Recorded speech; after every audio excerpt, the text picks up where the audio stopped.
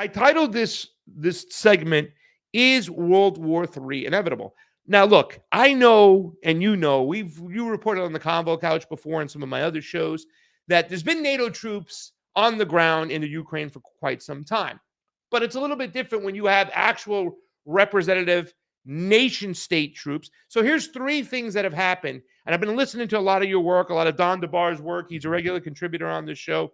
Three things that happen that say, wait a second, they are getting so desperate. You know, when people get desperate, they make desperate decisions.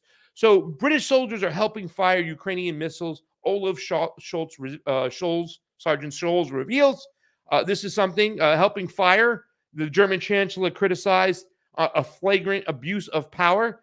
Then we have this whole breaking news where the Crimean Bridge, right? The plot, they intercepted it. The German plot to hit the Crimean Bridge happened. And then we have this last one. And why don't we play this real quick? This is to me is the big one here, Mark. We now have Macron saying that he can see French NATO troops on the ground in Kiev. This is how desperate they're getting. Take a look at this real quick footage.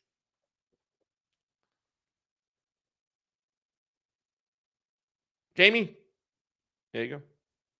Laro, Mr. Laro, what do you want to say about Macron's recent remarks on sending troops to Ukraine?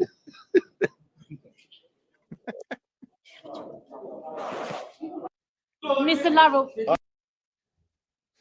So, Mark, let's bring Mark back in. And Jamie, I want you to go full screen on Mark for his answer so we can get this properly. And then as I adjust my camera a little bit, we'll go back to the two-shot. But, Mark, Lavrov is laughing here.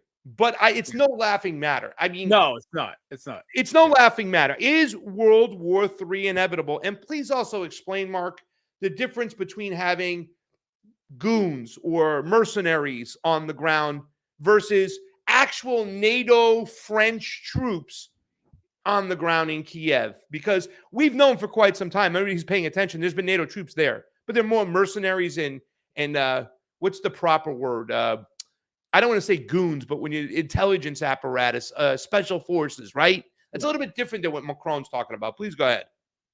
Yeah. Okay. So basically, I would say we are on a precipice where the West is facing the acknowledgement, both at the leadership political level and finally in the Western mainstream media, that NATO is losing this conflict in Ukraine, right? That their proxy putsch regime is failing dramatically on the battlefield, that things are a lot worse than they are admitting.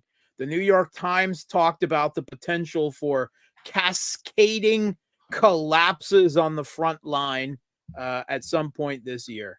And they've got a choice. They, out of panic and desperation, right, they could do crazy things to escalate, which has dominated a lot of the news in the last week. And certainly it seems that they have been definitely considering, if not putting a lot of this crazy escalation in play.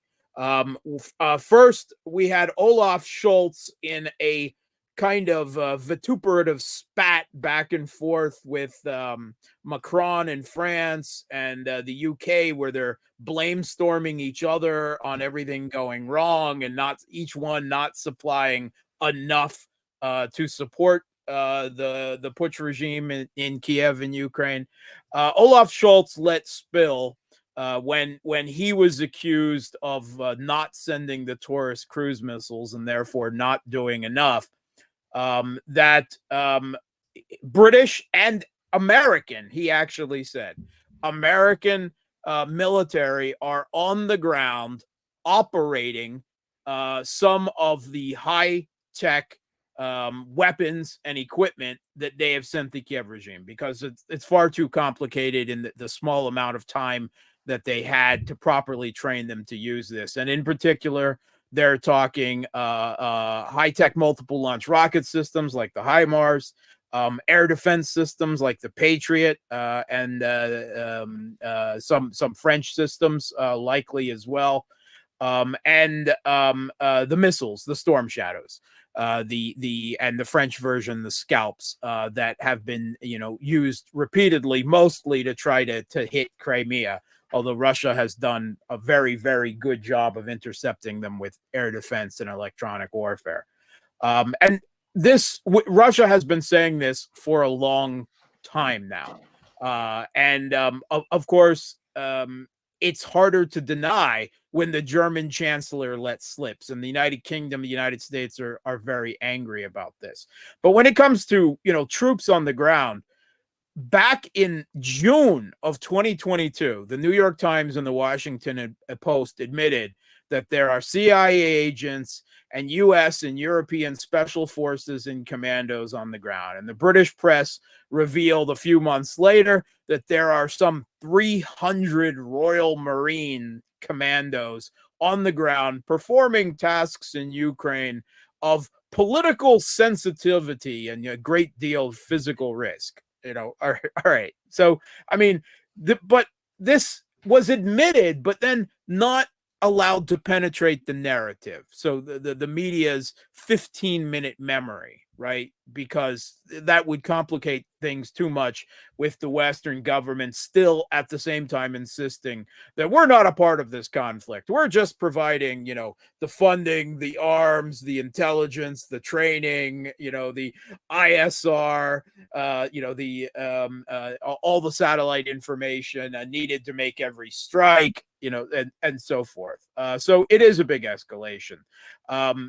Previously, a lot of these have been just retired military, American, French, British, that suddenly all decide to become humanitarian workers in Ukraine. Right? That's the usual cover story. There are mercenaries as well, but usually these are the soldiers of fortune, Call of Duty warriors, or the guys who never recovered psychologically and from their tour of duty in the military and just became war tourists basically around the world. But these other ones, this operating this equipment, these are the real deal. And on top of this, Macron pushed in a meeting where just over a week ago, where he invited the top European leaders and, of course, the United States as well. And he pushed for NATO to send troops directly to Ukraine, or at least NATO member states, if they couldn't get everyone to agree. And then Politico broke out 2 days ago that actually, even before that, the French military forwarded a proposal to NATO to send an expeditionary force to Ukraine. And we've had the same thing, according to RIA Novosti, leaked plans that the UK also sent plans for NATO to send an expeditionary force to Ukraine. And while some states like Germany have come right out and say, no, others have said, like the US, we have no plans for that right now. And the United Kingdom saying, we have no plans right now to send more troops than we already have there. That's a really, I think you said on Don's show, that's a great admission of guilt over there. Yeah, it is. And the French, Macron, when he was talking about it, he kept referring to official troops, right? Like, yes, they already have troops there. They just haven't been official. Can I ask you a question about that? Yeah.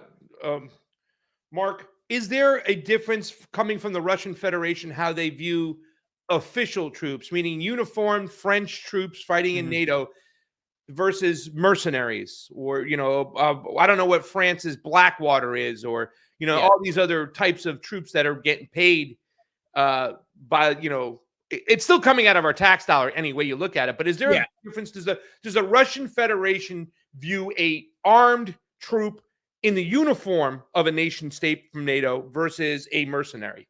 Yeah, absolutely. Because that's against the rules of the proxy war that have been established so far, and requires an escalation.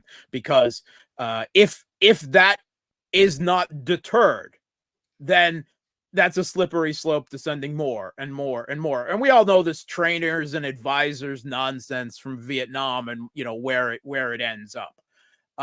Now, Russia is perfectly aware that there are two types of mercenaries. right? That there are these Call of Duty war tourist yahoos, right? That, yeah, they want to get rid of them, but they don't regard them as such a serious threat. And then there is the official, non-official NATO troops that are sent there in that guise. Some of them are sent as mercenaries. Some of them are sent as humanitarian workers, right? But those are the dangerous thing. But of course, if they openly sent troops there under national flags in uniform, that is, huge, right? Because that Russia has said right up would be a declaration of war because of the potential for where it would go. And Canada and the Baltics jumped right on. They said they're all too willing to send troops. Canada said, not in a combat role. Yeah, right. Okay, we understand where that is. But evidently the French, what they want to do, they said they wanted to create a strategic dilemma for Russia. They know, right, that in a conventional conflict that Russia would maul them because they don't even have enough artillery shells to provide their proxies with, much less their own armed forces. Half of Europe's countries have provided all of their howitzers and self-propelled guns. Their Leopards have been burning in the steppe. The French equipment that they've sent hasn't performed any better. They know that is not a winning solution for them. But actually, they believe that they would send those troops as human tripwires, that Russia wouldn't dare to hit French troops there under French flags. And so that would serve as protection for potentially like air bases once they send this handful of F-16s that they're talking of sending. They're wrong, of course. They're terribly wrong, right? They are delusional. Russia has made quite clear that not only would they be a target, they would be the priority target. And that is, of course, the slippery slope. They're counting on that Putin is more sane, more rational, more cautious, more responsible than they are. And normally that's true, but not with Ukraine. Not Ukraine. That's too important to Russia's national security and national identity. That will not be allowed.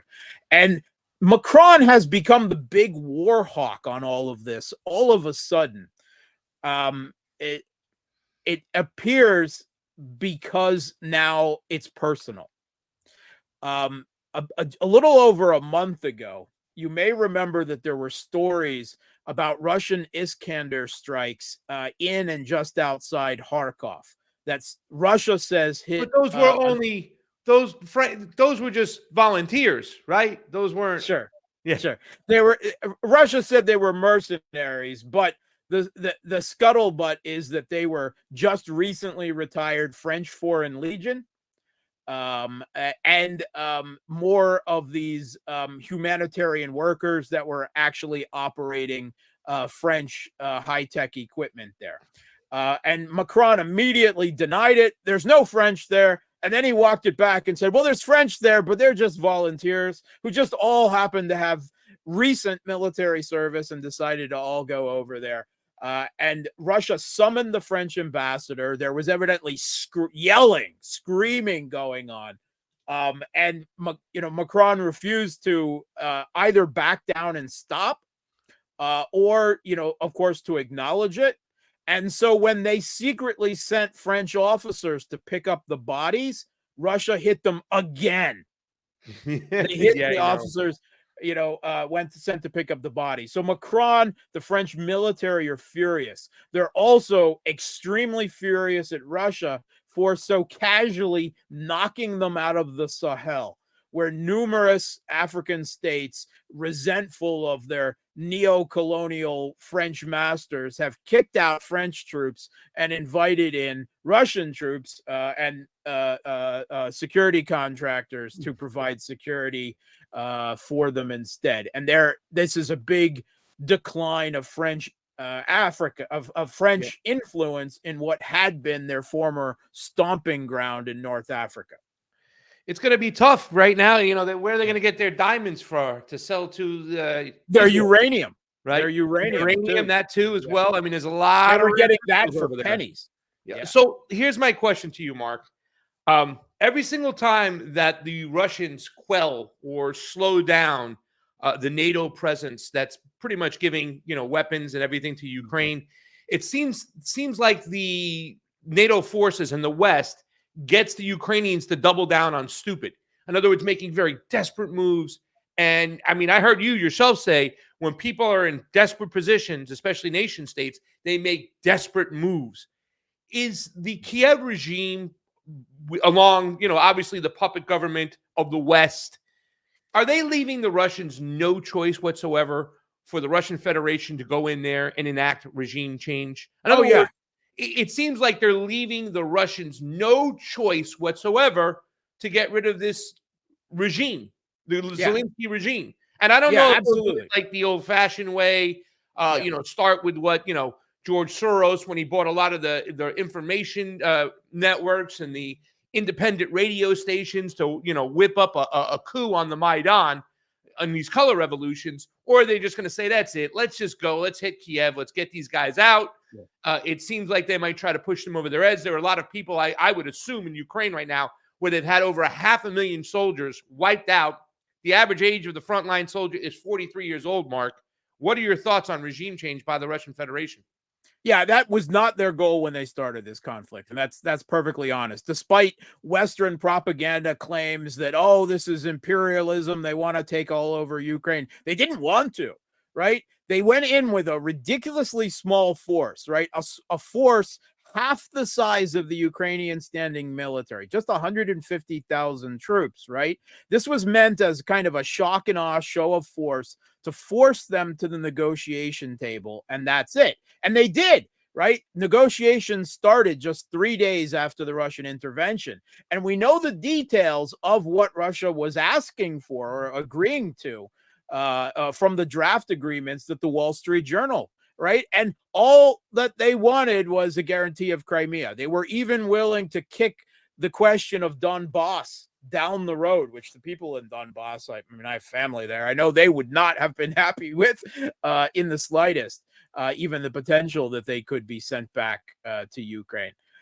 So they had no intention. But because the Kiev regime has conducted this war the way they have, because of the killing of Russian POWs, the killing of civilians in Ukraine whom are viewed as collaborators, who the definition of which is just insane. Even according to the Kiev regime's diktats, taking food aid from Russian forces means that you're a collaborator. This kind of insane stuff. But they passed a diktat saying that they can't negotiate with Russia, right? I mean, no officials, not even Zelensky. He passed the diktat saying no one, not even me, can negotiate with the Russian government.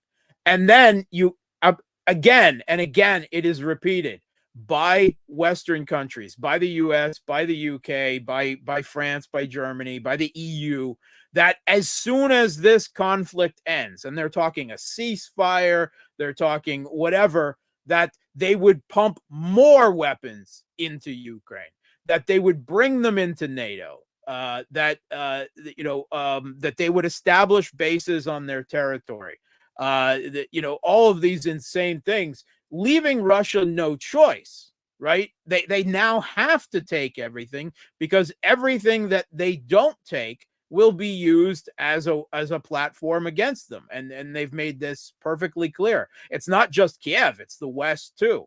So Russia is left. I mean, I still don't think they'll go into West Ukraine. I think the potential for the population there, that unlike, say, East Ukraine, they really do hate Russia. That's part of the national identity conception divide, East-West in Ukraine. And it ain't something that's new. That's for a while. If you do your history, that's since the World War II era. Yeah. That part of Ukraine wasn't even part of Ukraine up until World War II. It was part of the Austro-Hungarian Empire, the Polish-Lithuanian Commonwealth, and then briefly Poland. They hate let's Russia. Entertain that idea. What about a situation, I know that's kind of crazy, where Russia would settle with, okay, we can't take Western Ukraine, but Hungary can. Yeah, right? yeah, that's part of Russia's.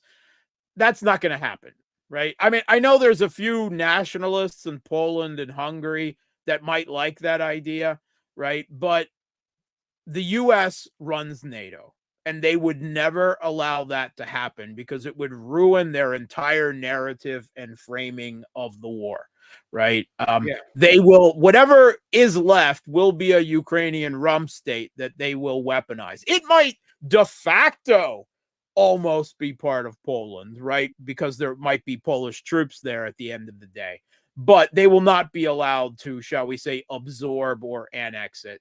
Yeah. That is actually something that would be extremely convenient for Russia, which is why Russia keeps suggesting it. But it's more than anything, it's Russian propaganda and Yeah. and Russia trying to sow some division in Europe. It's not realistically going to happen. There's a lot of American troops now in Poland too, from what I understand. People have telling me they're starting to And build up over there. the 101st Airborne is in Romania, just across the border from Odessa. They've been there since 2022, and they said they're ready to go in at a moment's notice. I listen. Let's talk about that. I mean, once the body bags in America start coming back, there's already a group. Well, listen. I think the people who are opposed to funding Ukraine in America can pin it as Biden's war, right? You know, because Trump's propaganda of like, I'll end that war in a couple minutes. You know what I'm saying? But two questions on that front. Number one, the French troops, if they go over there, are they going to fight? Because I remember the reason why I think the Azov battalion was brought in to fight for the new regime in Kiev was because the Ukrainian forces, the normal Ukrainian forces, weren't going to fire on their citizens in the Donbass. But you bring the lunatics in, like the Azov battalion, and sure, they'll start firing off missiles.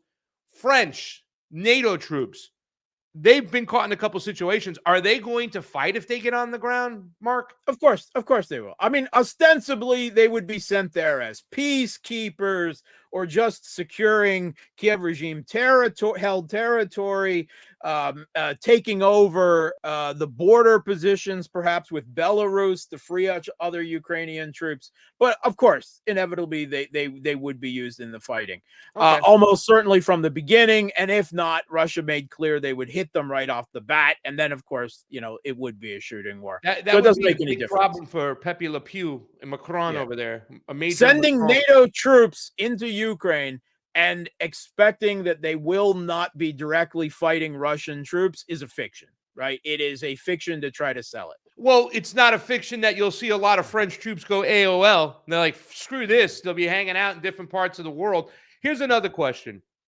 Putin said in that interview with Tucker Carlson that he prefers Biden over Trump. Listen, I'm rooting for Biden right now because I think if Trump gets in, everybody's going to go back to sleep. And he is the actual lesser of the two evils. We talked about this in my mind, by far. You know what I'm saying? But the only way we'll have a revolution is if Biden gets in there where people will say, no way, they fixed it again. Let's go. However, why do you think for real that Putin prefers Biden over Trump? Is he just saying that or? No, I don't think he's actually saying that. Right? I mean, remember that Trump the first time ran on that he would improve relations with Russia. That was the one consistent foreign policy position he had on his campaign. It wasn't described well, but he just seemed to like Putin for whatever reason. I think he admires him, to be perfectly honest. But when he came into power, he brought in Mike Pompeo and John Bolton to run his foreign policy. I mean, come on. Not his fault. They got rid of General Flynn, who really wanted to improve relationships with Russia and then go to war with China. Well, whether it was Trump's choice, whether he was convinced by who he talked to 15 minutes ago, or because he was blackmailed by Senate Republicans that would vote to impeach him if he didn't, it doesn't make any difference because that's what he did from a Russian perspective. And there's no likelihood, as far as Russia is concerned, that would be any different if he attains office again. Here's the thing. They know Biden. They understand Biden. He's been around forever. He's been involved in making U.S. foreign policy. He's a Cold War era dinosaur. He's predictable. They understand him. Trump is a chaos bomb. They don't know where the bomb will go off. Maybe it will go off in DC. Maybe the blast will be directed mostly out towards other countries like Russia. They don't know. When you are doing game theory, right, as high-level geopolitics often involves, and you're dealing with another nuclear-armed power, in the case of the U.S., a nuclear-armed superpower, if fading superpower, you want predictability. You don't want potential for chaos, right? Because no sane person wants chaos in a country that has nuclear weapons. Now, the U.S., of course, doesn't seem to care about those things, but the Russian government is a lot more sane, rational, and responsible about things because they know what Biden will do. That predictability from strategic concerns is far preferable to the potential for chaos. Yeah. Last question of this section, then we'll take a quick break and get to the final section. The next section, I just want to get your thoughts on Israel, Palestine, and what's going on there. And I really want to know who's calling the shots there now. But the last question for this section, what does the liberation of Adivka mean? That is, it's big. It was the strongest fortress city built up over a decade, right? The most powerful defenses in Ukraine. It's from there and the towns right behind it that the Kiev regime pummeled the people of Donetsk City with cluster munitions and artillery and rocket systems and pedal mines for a decade. And you're seeing now that operational space is opened, Russia is moving very quickly beyond Avdiivka into the towns beyond. And straight west of Avdiivka, that's all flat terrain straight to the Dnieper. That's steppe there with no big urban agglomerated areas. So what this will lead to within the next few months is the complete roll-up of the Kiev regime's positions in South Donetsk, and then within a year to all of Donbass. This was the center hold of the Kiev regime's defenses because it was so well defended. I mean, they had, fortifications and pillboxes and a network underground tunnels, layers of minefields, everything, right? Every single building in the city turned into a mini fortress and a firing point. It was significant. And the fact that the Kiev regime troops not only lost, but they were routed. They threw down their weapons and ran before even the order to retreat was given by Siersky 3 days later, right? I mean, they just were trying to get back control of the situation. So it's huge. It's a big break. It signals how deteriorated the Kiev regime has been, forces have become because of Russia's strategy of attrition up to this point. Interesting stuff, Mark. Thank you so much for that insight.